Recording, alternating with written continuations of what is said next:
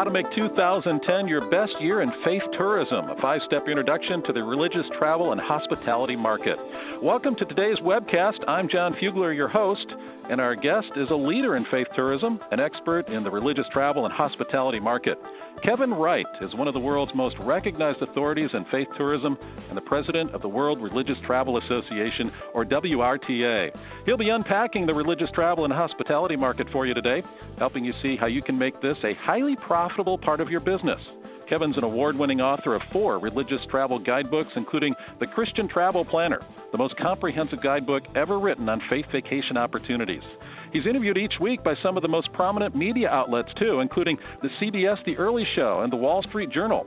And he's the founder of the World Religious Travel Expo. Kevin, welcome. Well, thank you very much. It's wonderful to be here. Now, the travel industry is struggling, Kevin. That's no secret. But things are different with religious travel, you say. And at least you're going to try to convince us of that today, aren't you? Well, what I'm going to do is share with you what I like to call the greatest story never told in the travel industry, and that's the story of religious tourism, faith-based travel. And I'm going to keep things really simple here. There's only one thing, just one thing to remember. Now is the best time to enter or expand your presence in the religious travel and hospitality market, and that's especially through the establishment of whether it's a division or department or assigning staff and personnel. Well, to get started, I just have to ask you this. I understand that when you speak to crowds. Well, Kevin, you shot down some of the misconceptions about the religious travel industry, but how would you define religious travel to begin with, getting back to basics here? Today, there's a fourfold definition. Traditionally, most people think of it as travel to a religious destination, and that is in many ways the bread and butter of faith-based tourism.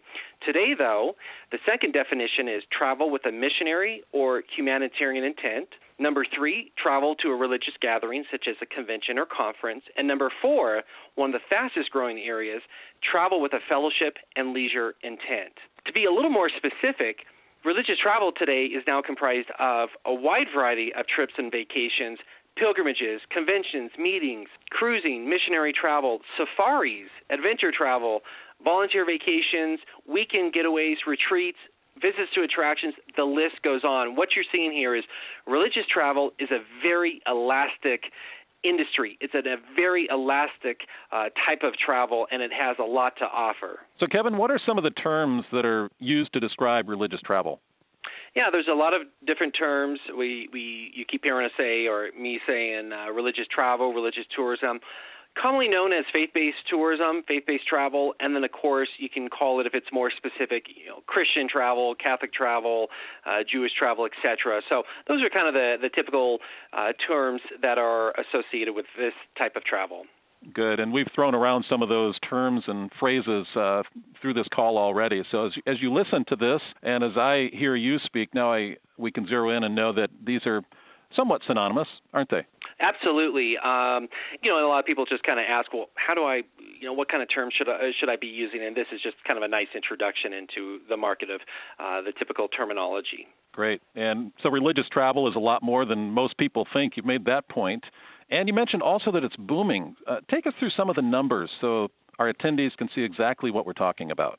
Yeah, the first one there, religious travelers. How big is the marketplace globally? 300 million travelers. How many faith-based trips are taken, again, throughout the world? 600 million trips. Religious meeting attendees, how many? 15 million people attend religious conventions and conferences every year. How many churches and religious organizations are in North America? About 400,000. How many of them have church travel programs? About 50,000.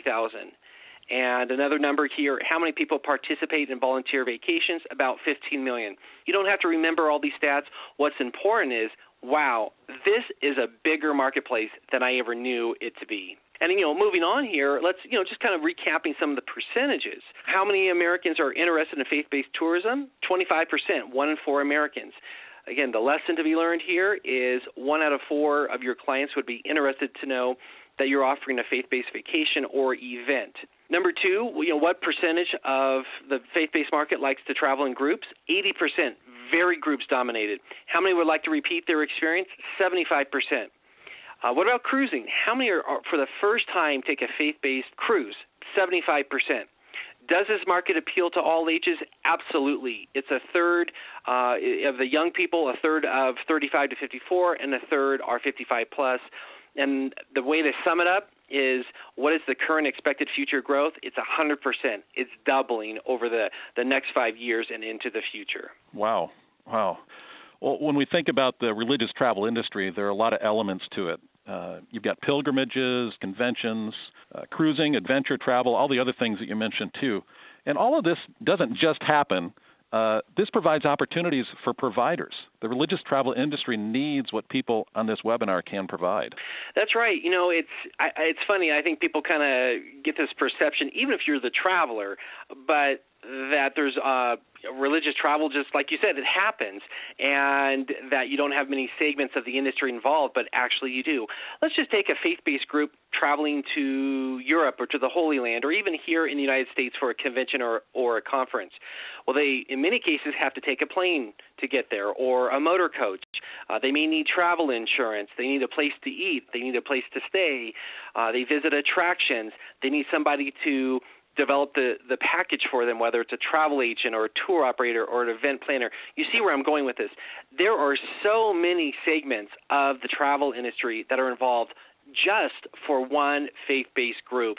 So to turn this around, well, what does this mean? Well, this means no matter what sector of the tourism industry that you're involved in, you most likely can work with the faith-based market because they are using your products and services. And the providers on the call right now, I hope you're getting a vision for how you can service the religious travel industry. Do you see where and how you fit in? Coming up, Kevin is going to give you the 5 steps that you can take to launch into the religious travel and hospitality market. We're going to get really specific and make 2010 the best year yet in faith tourism for you. That's where it all comes together. And be sure at the end of this webinar that you download the Faith Tourism Kit, or even do it right now.